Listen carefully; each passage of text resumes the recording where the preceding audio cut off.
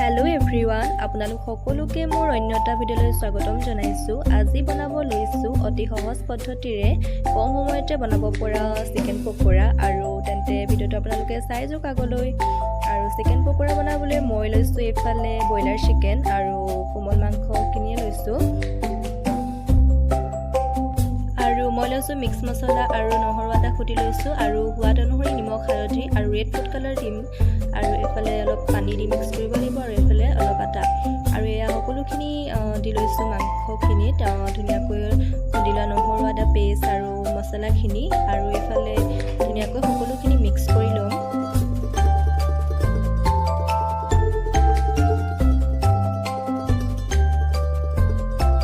আৰু এইখিনি ভালদৰে সকলো মছলা হালধি নিমখ আৰু নহৰু আদা পেষ্ট এইখিনি সকলোখিনি ভালদৰে মিক্স কৰি লৈছোঁ। আপোনালোকে চাই যাওক তেন্তে ভিডিঅ'টো আগলৈ।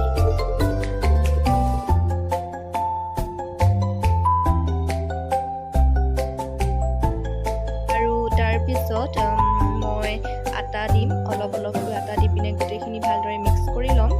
আপোনালোকে চাওক তেন্তে আগলৈ ভিডিঅ'টো।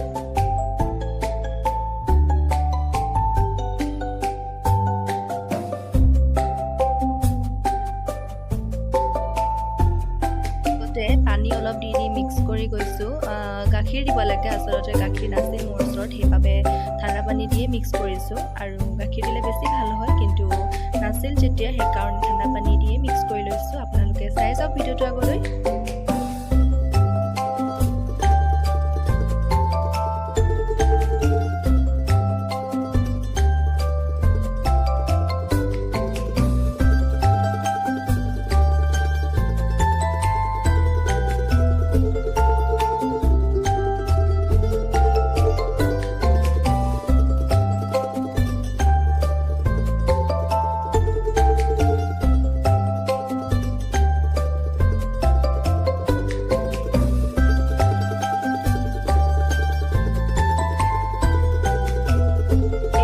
আটা দি পিনে মিক্স কৰা হৈ গ'ল।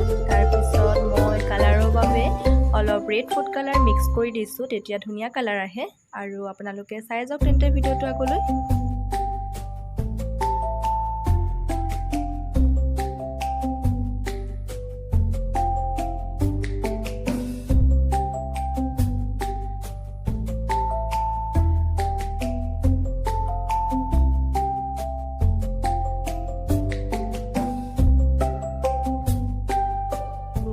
ধুনীয়াকৈ মিক্স কৰি আছোঁ যাতে গোটেই সকলোকে পিচ মাংসতে ধুনীয়াকৈ কালাৰটো লাগি যায়। আৰু অলপ সময় তেনেকৈ মিক্স কৰি ল'ম। তাৰপিছত আপোনালোকে চাই যাওক তেন্তে ভিডিঅ'টো আগলৈ।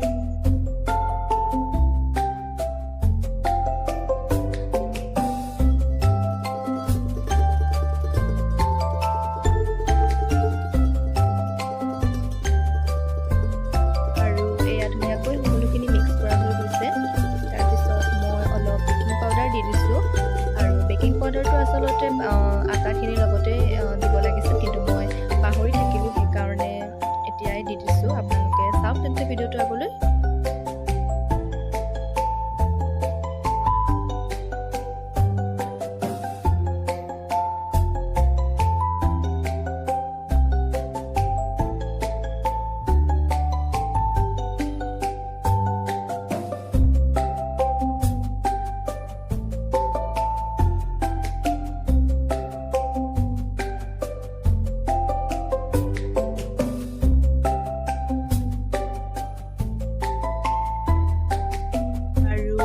সকলোখিনি ভালদৰে মিক্স হৈ গ'ল আৰু এতিয়া আধা ঘণ্টাৰ বাবে মই ফ্ৰিজত ৰাখিম।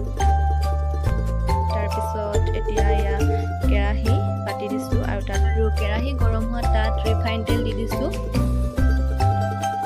আৰু ধুনীয়াকৈ তেলখিনি গৰম হ'বলৈ দিম।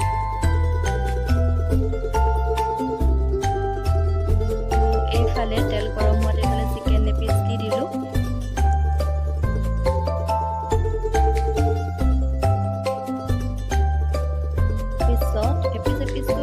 চিকেনৰ পিচকেইটা দি লৈছোঁ। তাৰপিছত এয়া ধুনীয়াকৈ ফ্ৰাই হৈ আছে।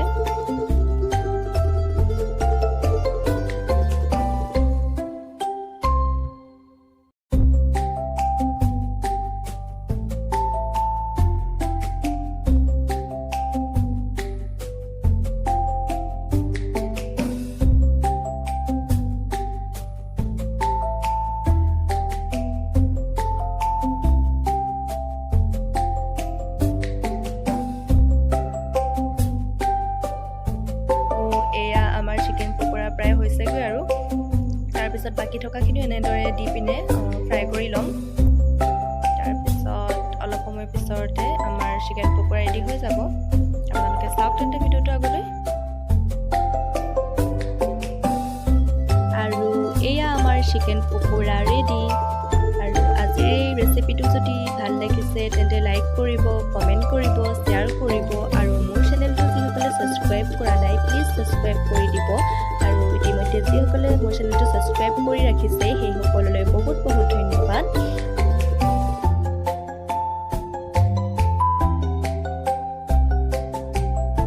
আৰু আজিৰ এই ভিডিঅ'টো শেষলৈকে চোৱাৰ বাবে সকলোলৈ মোৰ ফালৰ পৰা বহুত বহুত ধন্যবাদ।